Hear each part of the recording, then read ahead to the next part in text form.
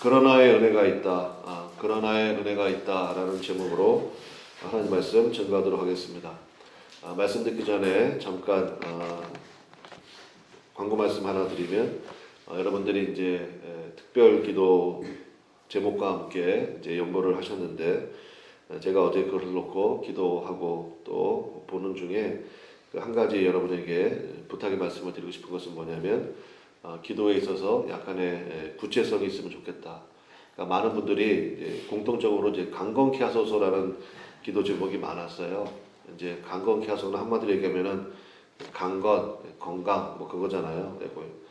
근데 이제 제가 보기엔 강건하신 것 같은데, 근데 뭐 여러분 각자의 기도 제목이 있을 거 아닙니까? 구체적으로 좀 쓰시면 좋겠다라는 겁니다.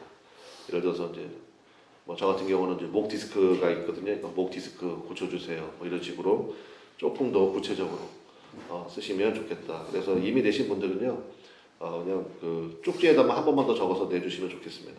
그래서 조금 더 구체적인 기도 제목.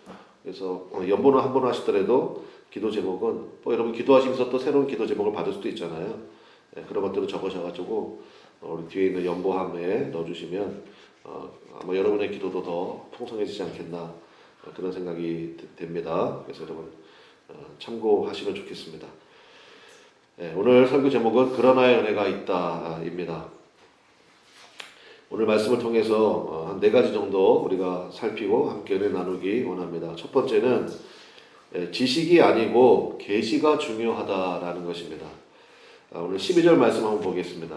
12절 말씀에 보면 이는 내가 사람에게서 받은 것도 아니요 배운 것도 아니요. 그 다음 같이 읽어보겠습니다. 시작. 오직 예수 그리스도의 계시로 말미암은 것이라. 아멘. 요 계시라는 말씀이 뭐냐면 이제 영어로는 reveal 그러잖아요. 그러니까 커튼을 펼치다 이런 뜻이 있습니다. 커튼이 닫혀 있잖아요. 그러면 안 보이죠. 근데 커튼을 펼치는 순간 환하게 보이지 않습니까? 그래서 드러내 주신다, 드러내어 보여주신다 그런 의미가 있습니다. 지혜도 중요하고 공부도 중요하다고 생각합니다. 근데 지혜와 지식을 획득함으로 깨닫게 되는 깨달음은 사실은 인간의 영역이에요. 그러니까 내 자신을 초월하기가 어렵습니다. 그러나 계시는 어디로부터 오는 것입니까? 위로부터 오는 것입니다. 하나님으로부터 오는 것입니다. 그래서 예수 믿는 사람들은 계시로 산다. 그래서 계시를 너무 이상하게 생각하지 마시고 좀 이따 말씀드리겠지만 계시가 굉장히 중요하다는 것입니다. 아모스 선지자가 목이 터져라고 외치는 메시지가 뭡니까? 계시가 없으면 백성이 방자에 행한다. 그러니까 무슨 얘기냐면 무질서해진다는 거예요.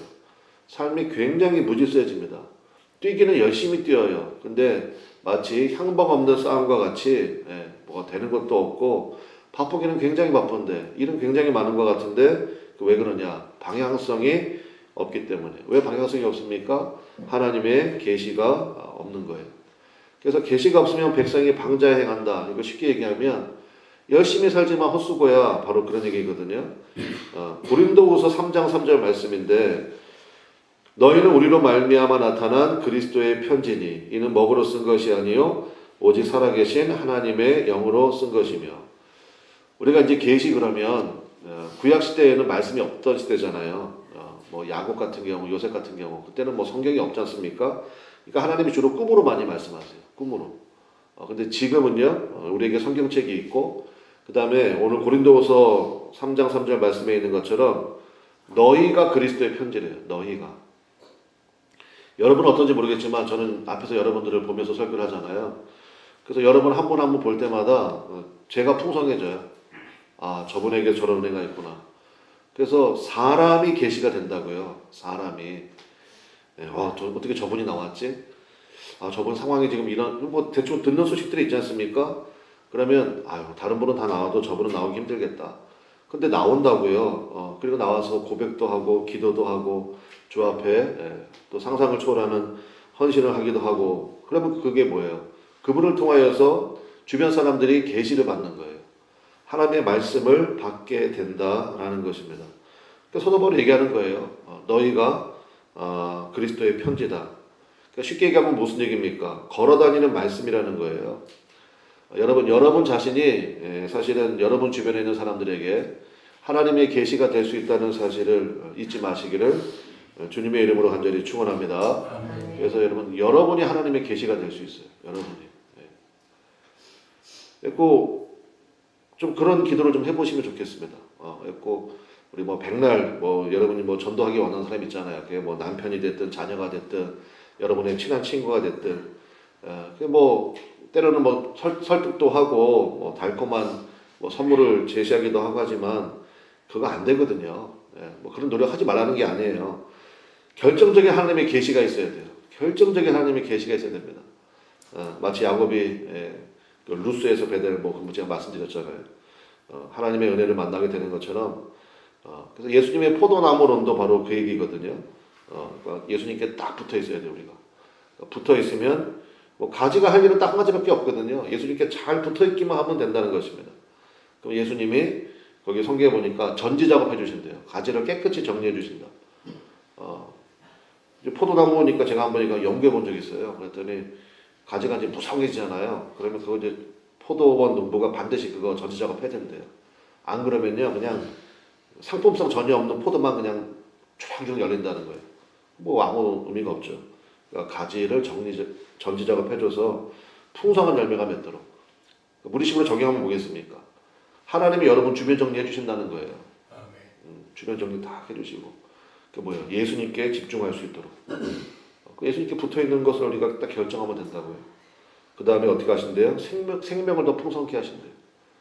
그러니까 갈수록 제가 여러분 축복하기 원합니다. 여러분 갈수록 생명이 풍성해지시기를 축복합니다. 생명이 풍성해져야 돼요. 우리 겉사람은 후회할 수밖에 없잖아요. 아무리 땡기고 하고 한다고 해도 그거 안 돼요. 어떤 분이 얘기하대. 피부과 의사인데 60세? 요즘 70세도 그런 것 같은데. 아무튼 65세 넘어가고 시작하면요. 외모의 평준화가 일어난대요. 할 수 있을 때까지 해보세요. 근데 쉽지 않을 거예요. 그런 것 같아요. 50세가 되면 지식의 평준화, 그 다음에 90세가 되면 죽음의 평준화, 그런 얘기 하던데, 우리는 다 알고 있잖아요. 다 알고 있잖아요. 그러니까 우리가 끝까지 붙들어야 될 것은 예수님. 그리고 오늘 기도하실 제목은 뭐예요? 하나님, 제가 걸어다니는 주님의 계시가 되기를 원합니다. 여러분의 한마디로 인해서 살아날 수 있어요, 사람들이. 근데 여러분이 이게 뭐야? 여러분 식구들은 아실 거 아니에요? 여러분 특세 갔다 온 거? 특세 갔다 와가지고 은혜의 말이 쏟아져 나와야 되는데 여전히 그냥 똑같아. 그러면은 도대체 뭐하러 기도하러 가나? 그게 옆에 사람들한테 계시가 되잖아요. 그랬더니 갔다 왔는데 달라졌어, 사람이. 이전까지는 다른 눈빛이고 다른 행동이야. 그러면 이제 주목하게 된다고요. 그래서 계시가 중요하다는 거고, 두 번째는 참 신앙생활은 생활과 조화롭다는 것입니다. 그래서 이걸 붙여서 뭐라고 불러요? 신앙생활 이렇게 부르잖아요. 계시가 없을 때 사도 바울, 사실 11절부터 24절까지는 사도 바울의 개인적인 간증이거든요. 근데 13절부터 14절에 보면요. 제가 한번 읽어볼게요. 13절도 여러분 한번 눈으로 보세요. 내가 이전에 어디에 있을 때? 유대교에 있을 때 행한 일을, 그러니까 계시가 있기 전에 행할 때 얘기하는 겁니다. 행할 일을 너희가 들었거니와 하나님의 교회를 심히 뭐했습니까? 박해했고요. 14절 내가 내 동족 중 여러 영갑자보다 유대교를 어떻게 믿었습니까? 지나치게 믿었고요. 내 조상의 전통에 대하여 무슨 열심이었습니까? 더욱 열심히 있었다. 이게 무슨 얘기입니까? 계시가 아니고 자기 확신에 빠져 살면, 사도 바울은 그때는 이제 우리가 사울이라고 좀 많이 부르는데, 자기 확신에 빠져 살면 그 특징이 뭐냐? 지나침이라는 거예요. 그러니까 모든 이단들의 특징이 뭐예요? 살림도 안 하고, 직장 생활도 안 하고, 애들은 공부도 안 하고, 주님 곧 오신다는데 공부해서 뭐해? 이런 식으로, 최근에도 그런 거 되게 많대. 올해 안에 주님 오신다, 이런, 항상 그런 건 있는 거예요. 여러분 그거 아십니까? 우리나라에 내가 예수다, 재림 예수다라고 주장하는 사람만 350명이 넘게 있대요. 만나본 적은 없지만 내가 재림 예수라고 주장하는 사람이 350명이 넘게 있다는, 우리나라에만. 전 세계를 따지면 얼마나 많겠습니까? 자기 확신에 빠져 살면요, 특징이 뭐냐? 균형이 다 깨져버려 있어요. 균형이. 참된 은혜는 무엇입니까? 균형을 준다는 거예요. 그래서 사람들이 와서 예수님께 물어봤잖아요. 예수님, 율법을 요약하면 뭡니까? 예수님이 딱 두 줄로 요약해 주셨어. 하나님을 사랑해라. 하나님 사랑하는 만큼 무엇을 사랑해야 됩니까? 이웃 사랑이잖아요. 근데 그 중간에 뭐가 있냐면요. 하나님이 나를 바라보시는 사랑으로 나 자신을 바라보는 사랑이 있어야 돼요. 하나님을 사랑하잖아요. 하나님을 바라보고 사랑하면 그 하나님이 나를 얼마나 사랑하시는지를 깨닫게 돼요. 그러면 야, 하나님이 나 같은 것도 사랑해 주셨구나. 그러면 너 같은 것도 사랑해 주시겠네. 이게 된다고요. 그래서 이렇게 연결되는 거예요. 그래서 하나님 사랑을 제대로 만난 사람의 특징이 뭔지 아십니까? 자존감이 높아요. 그래서 제가 다른 말로 좀 설명해 보겠습니다. 자기 증명의 유혹에서 벗어나십시오. 많은 사람들이 이것 때문에 힘들어요. 자기 증명. 내가 이렇게 하나님 앞에 사랑받고 있는 사람이야. 이거를 자꾸 뭔가로 증명하려고 그래요. 남자들 같은 경우는 내가 이렇게 성공했어 라는 걸 보여주기 위해서 자기 형편에도 맞지 않는 막 이런 무리해서 뭐 차를 타고 다닌다든지 뭐 이런 거 있잖아요. 여자분들은 뭐가 있나요? 제가 잘 모르겠지만 어쨌든 자기 증명의 유혹이 굉장히 강하거든요. 사탄이 예수님을 공생에 사역하기 전에 광야에서 시험할 때 그 시험 내용 가운데 이거 있는 거 아시죠? 자기 증명의 유혹. 그러니까 이제 사탄의 시험을 예수님 말씀으로 다 이기잖아요. 그랬더니 사탄도 시편에 있는 말씀을 이용해요. 거기 메시아 예언 부분이거든요. 거기서 뭐라고 얘기합니까? 높은 곳에서 뛰어내리라. 시편에 기록된 대로 천사들이 너의 발을 붙들어 들어올려 발이 땅에 부딪혀서 상하지 않게 하시리라. 이 말씀 있지? 너 메시아잖아. 뛰어내려. 근데 예수님이 뛰어내려요? 안 뛰어내려요? 안 뛰어내려요. 그러면서 예수님이 뭐라고 말씀하십니까? 주 너의 하나님을 시험치 말라. 그게 무슨 얘기입니까? 하나님이 나를 향한 하나님의 사랑을 의심하지 말라는 것입니다.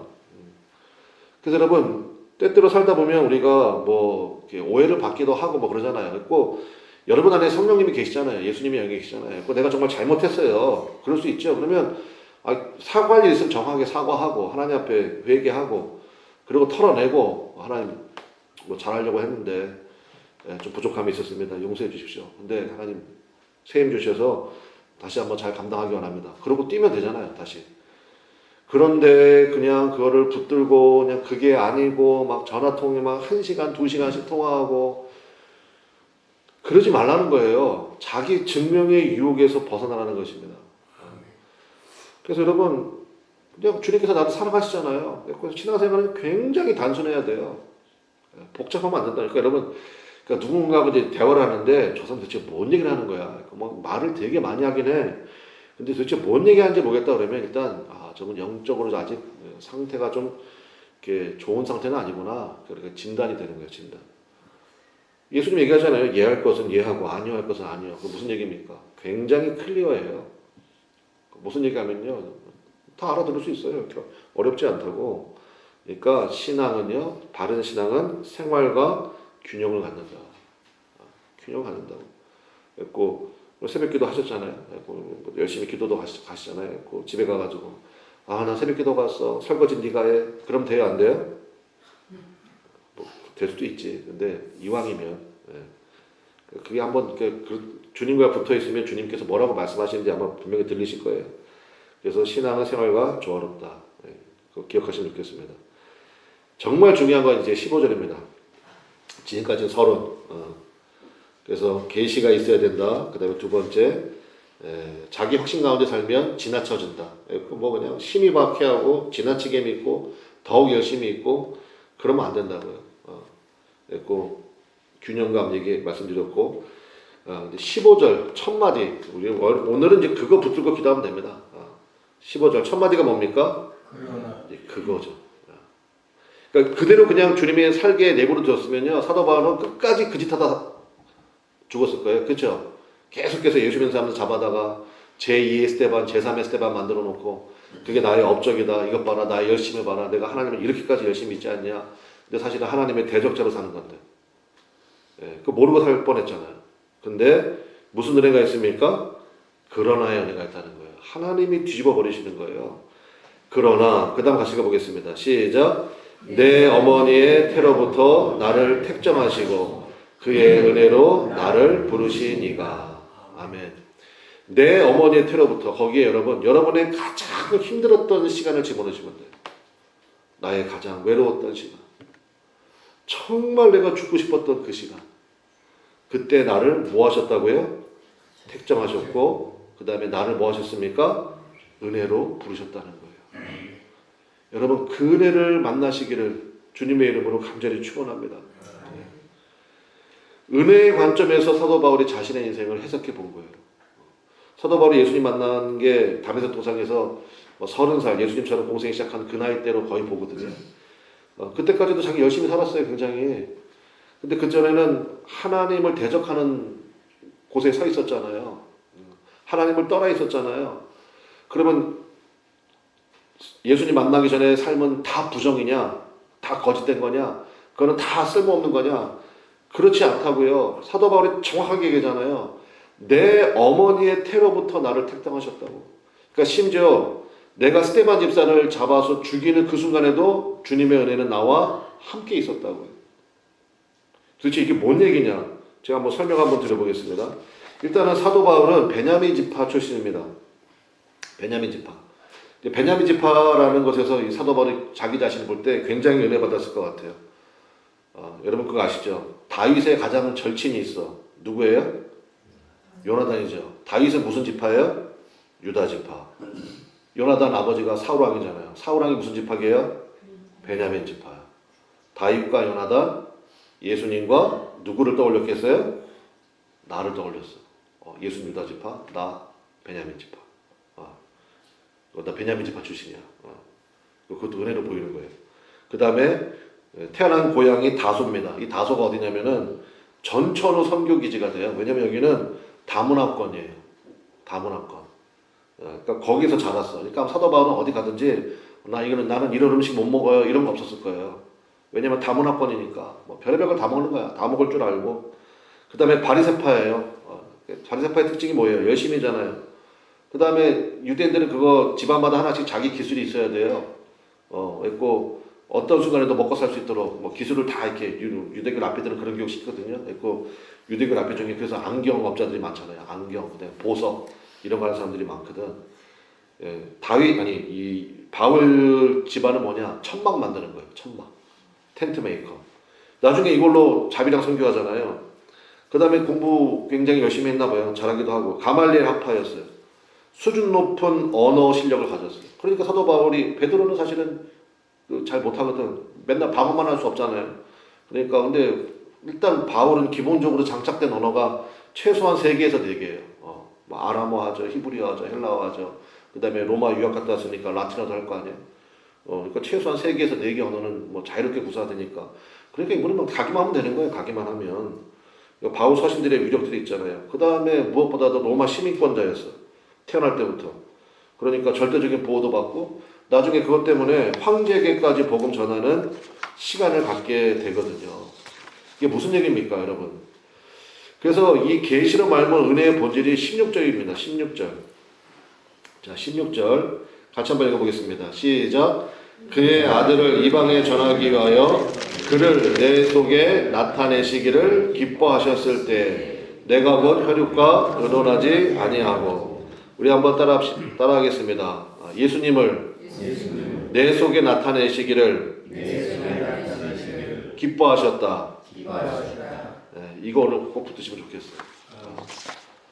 여러분이 가장 힘들고 어려운 그 순간에도 예수님은 여러분을 붙들고 계셨고 그 증거가 뭐예요? 오늘 여러분 이 자리에 나와 있잖아요.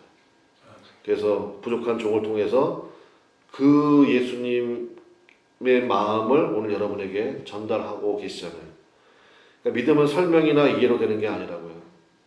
일단은 계시의 말씀이 있어야 되고요. 그 다음에 이 말씀을 깨닫게 하시는 성령의 역사가 있어야 돼. 그 중간에 이제 사모하는 마음이 있으면 되죠. 주님의 은혜를 정말로 내가 사모합니다.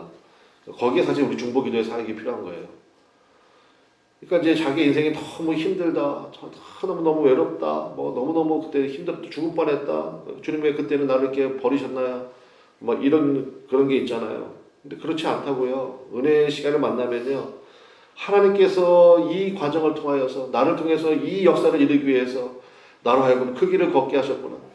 그래서 제가 제일 좋아하는 단어 있잖아요. 여러분들 이제 저를 좀 많이 접해 보신 분들 아시겠지만 상처 입은 치유자. 상처 입은 치유자. 그 사람의 능력은요, 이루 말할 수가 없어요. 그냥 편하게 그냥 아무런 인생의 굴곡도 없이 그렇게 살아온 사람, 뭐 너무너무 행복하고 좋을 것 같죠? 주님이 쓰시기가 어려워. 그 사람을 통해서 어떤 위로도 받기가 힘들어요. 네. 그러니까 여기 서 있는 저는 참 이게 너무너무 감사한 거예요. 예, 그 모든 시간 가운데 그때는 정말 이게 뭐 왜 이럴까 이런 게 되게 많았거든요. 근데 지금은 너무 감사한 거예요. 그러니까 그 모든 과정들 가운데 하나님 붙들어 주시고 지켜주신 그 은혜가 너무너무 기가 막힌 거예요. 그래서 우리 아까 부른 찬송 있잖아요. 90장 한번 펴보세요. 90장 90장입니다. 가사를 한번 봅시다. 90장 주 예수 내가 알기 전 어떤 일이 벌어졌습니까? 날 먼저 사랑했네. 그 크신 사랑 나타나 내 영혼 거듭났네. 주 내 맘에 그다음 뭐라고 되어 있어요? 여러분 믿습니까? 예수님은 여러분 안에 늘 계셨어요. 그러니까 오늘 이 시간 여러분이 새벽에 나와서 여러분 기도하는 거예요. 주님이 여러분을 버리셨으면 지금 여러분이 어디가 있겠습니까? 근데 주님께서 그때 여러분을 바라보셨고요. 지켜주셨고요. 붙들어 주셨다고요. 인도해 주셨다고요. 주 내 맘에 늘 계시고 나 주의 안에 있어. 저 무슨 비유예요? 포도 비유 같으니 참 좋은 나의 친구가 되신다는 거예요. 3절 봅시다. 내 진실하신 친구여 큰 은혜 내려주사 나를 항상 보호하시고 내 방패 되옵소서. 왜냐? 지금까지 살아온 과정을 보면 주님께서 나를 건져주셨기 때문에 당연히 앞으로도 건져주십니까? 안 건져주십니까? 건져주신다고요. 그러니까 뭐 잘하려고 하지 마세요. 그냥 주님께서 나에게 주신 그 은혜 감사하고 나에게 주신 이 교회를 사랑하고 내 앞뒤에 있는 이 귀한 분들을 감사하고 저분을 통해서는 나에게 어떤 계시를 주실 것인가, 저분을 통해서 내가 또 어떤 주님의 은혜를 만나게 될 것인가, 그 은혜를 바라보라고요. 그 다음 봅시다. 그 무슨 사랑입니까? 풍성한 참사랑. 하나님의 사랑은요 빈약하지 않아요. 차고도 넘친다고요. 그 풍성한 참 사랑을 네 등에 끈을 쏘냐. 날 구원하신 예수는 참 좋은 친구. 사도 바울이 얘기하잖아요. 그러나의 은혜가 있다는 거예요. 그러나의 은혜. 여러분이 지금 어떤 상황이 있는지 저는 잘 모릅니다. 그러나 주님께서는 아십니다. 여러분 그거 하나면 된 거 아니에요? 예수님이 얘기하잖아요. 우리가 훤하게 못 알아들으니까 야 내가 네 머리카락 개수까지도 다 안다. 염려하지 마라. 사랑하는 아들아, 사랑하는 딸아, 네가 가장 외로운 그 순간에도 가장 아팠던 그 시간에도 내가 너와 함께 있었다. 그거를 깨닫는 순간 이제 내 심령이 하나 앞에 이제 무너지는 거죠. 아 그렇구나. 내 힘으로 사는 줄 알았더니 그게 아니었네. 주님의 은혜로 사는 거구나. 너무너무 기가 막힌 찬송입니다. 우리 1절과 3절만 다시 한번 불러봅시다. 이 찬송 부르고 우리 함께 기도하는 시간 가지면 좋겠습니다. 그러나 은혜가 여러분 우리 가운데 있습니다. 여러분 믿으십니까? 네. 그러므로 여러분 오늘 그 은혜 붙들고 안심하고 살아가시기 바랍니다. 그리고 딱 한 가지, 내가 주님과 더 동행하기 원하고 나를 그렇게 지켜주신 그 은혜를 내가 이제는 나타내고 증거하는 사람 되기를 원합니다. 여러분이 받은 상처로 여러분이 그런 것들을 위하여 여러분이 진짜 어떤 분은 여러분이 가서 손 한 번만 잡아줘도 그냥 바로 그냥 성령 충만 임하는 분들이 있어요. 그 은혜, 그 은혜. 그러므로 여러분의 신령 가운데 주님께서 버리실 것은 아무것도 없어요. 유명한 얘기 있잖아요. 하나님 나라에는 쓰레기통이 없다고. 다 쓰십니다. 우리 2절과 3절 우리 가사를 제작하면서 찬송 부르고 우리가 주님의 은혜를 우리가 오늘 좀 마음껏 찬양하기 원합니다. 주 예수 내가 알기 전 날 먼저 사랑했네. 그 크신 사랑 나타나 내 영혼 거듭났네. 주 내 맘에는 계시고 나 주의 안에 있어. 저 포도 비유 같으니 참 좋은 나의 친구. 내 진실하신 친구여 그 은혜 내려주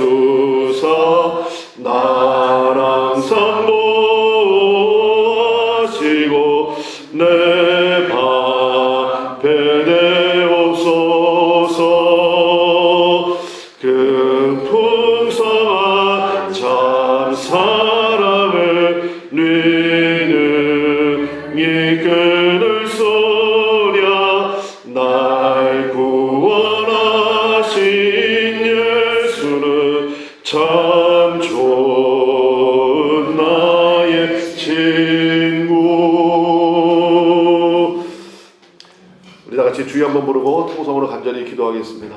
나를 향하신 그 주님의 사랑을 하나님 다시 한번 깊이 만나게 하시고 여러분 가운데 있는 모든 상처도 아픔도 오늘 그것을 은혜로 사랑으로 용서로 변화시켜 나가시는 그 하나님의 역사를 우리가 기대하며 기도하기를 바랍니다. 주님께서 반드시 여러분의 심령 가운데 임하셔서 여러분을 붙드시고 여러분을 축복의 통로로 사용하시는 그런 하나의 은혜로 오늘 우리를 일으켜 세워주실 것입니다. 다 같이 주여 한번 부르고 우리 하나님의 은혜를 간절히 바라보며 만끽하며 하나님 앞에 찬양과 기도를 드리기를 원합니다. 다 같이 기도하겠습니다. 주여 하나님 아버지 주여 오늘 그 은혜를 우리가 만나기를 원합니다. 주님께서 역사하여 주셔서 하나님 아버지여 주의 귀한 놀라운 은혜로 성령의